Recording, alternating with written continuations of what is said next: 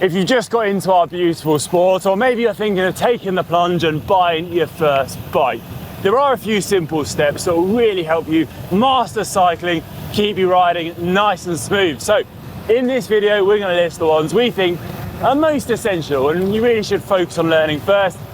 Keep you riding with relative ease.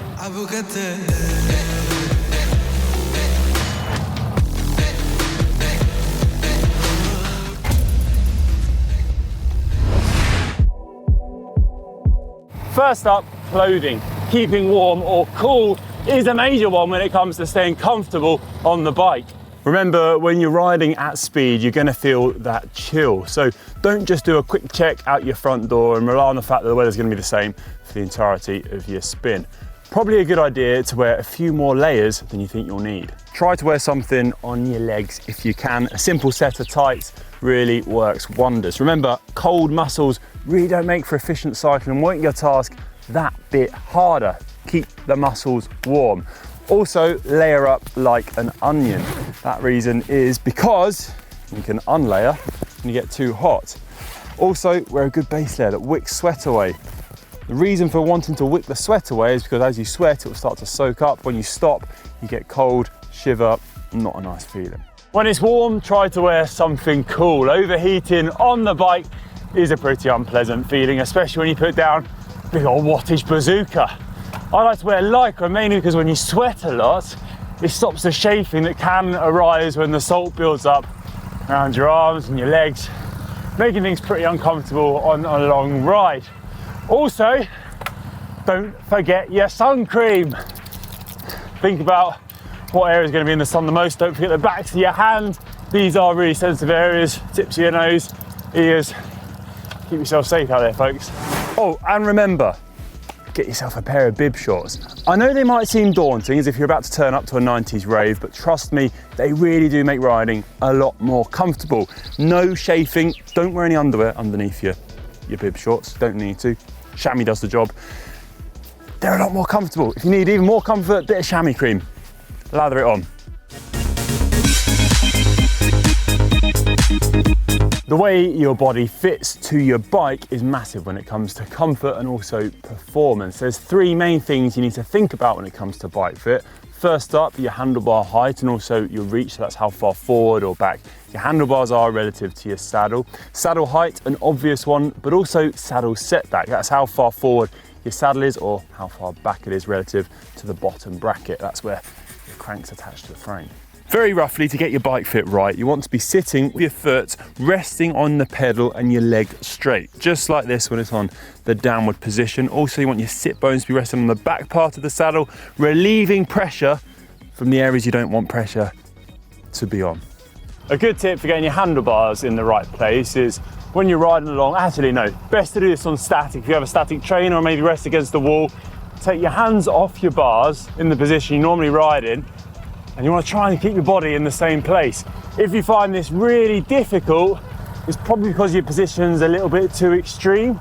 So maybe your bars are too far forward or too far down and you're overreaching. If this is the case, you can shorten your stem or increase your stack here. So put some spaces just below your stem, raise the height of your bars. If that's too easy, you might be able to get in a more aggressive position so you can lower your bars or get a longer stem. Now, of course, this advice is very general, very rough, but will get you in a good starting place. We do recommend seeing a bike fit specialist with some more detailed information how to really finesse your bike position. Food is a huge step to get right. Cycling is an endurance sport, so it does cost plenty of energy. What you want to do is fuel up for what you're about to do on the bike and not vice versa.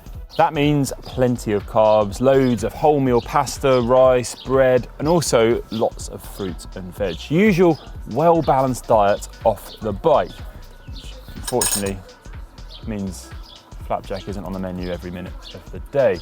On the bike though, different story. Bars and gels are also a great option when you need that quick burst of easy to digest energy, gets in your system, gets you going. 2 bottles on your bike. Hydration mix is also really important. You want to stave off any sort of dehydration on the hotter days and even on colder days too. Really take its toll when you're pushing yourself hard.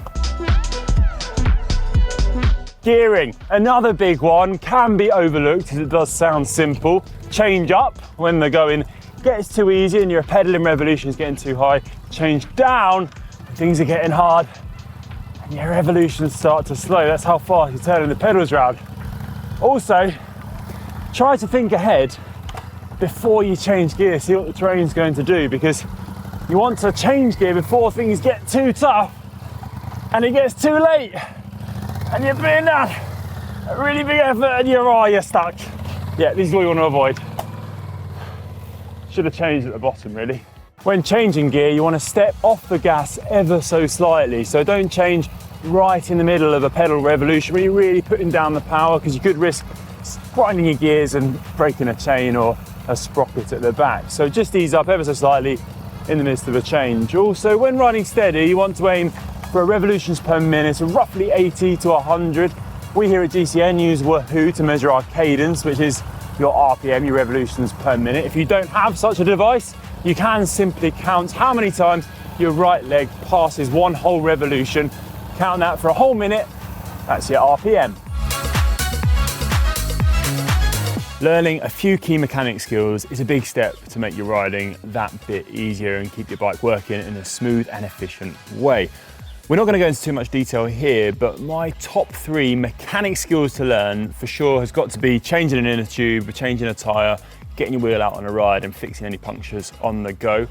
Also, learning how to use Allen keys to the correct torque so you're not over tightening any bolts, plus having a really good bike wash routine and lubricating your chain in the correct way. Not going to go into it in detail here, but we have plenty of videos on our sister channel GCN Tech, which will really teach you the basics and also the more complicated aspects of bike maintenance. Well worth a watch if you have the moments.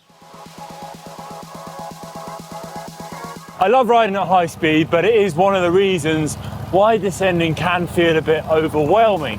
So being able to master descending is definitely a big step to learn on your journey to becoming a more proficient cyclist. There are a few basic bits of advice I'd really recommend practicing and trying to get good at. First up, cornering. You want to get used to your entry speed into a corner. Make sure you slow yourself down and hit that bend the right velocity. Not too fast, because you don't want to brake when you're actually on the bend. That will shoot you wide. So get used to slowing yourself down first. Now your front brake from your back brake. I like to use my front brake to bring my speed down and my back brake just to add an extra bit of braking power. Also, on a bend, outside foot of the bend, jam that one down, keep your inside up. That avoids your pedal hitting the floor, potentially causing an accident. Also, really importantly, get used to slowing down in a controlled way. So you're not slamming on, potentially cause your wheels to skid and a nasty accident. Slow down in a controlled way, using the brakes, and get used to how your bike feels. As with anything though, I'd recommend practicing at lower speeds if you are a bit nervous, and gradually increasing your pace so you get to where you need to be in the right fashion and you don't bite off a bit more than you can chew. Yeah! Whoa! Cycling is a cracking sport, and we really hope this video has helped you overcome some of those steps that can be a little bit difficult when first starting out. If you did enjoy this video, please give it a big thumbs up and let us know in the comments what were the hardest things for you to overcome when you first got into cycling. What are the trickier elements that you need to get used to when first riding on 2 wheels? As always, thanks for watching. I'm going to now head off on my bike and find some more rocks to climb. See you on the next video.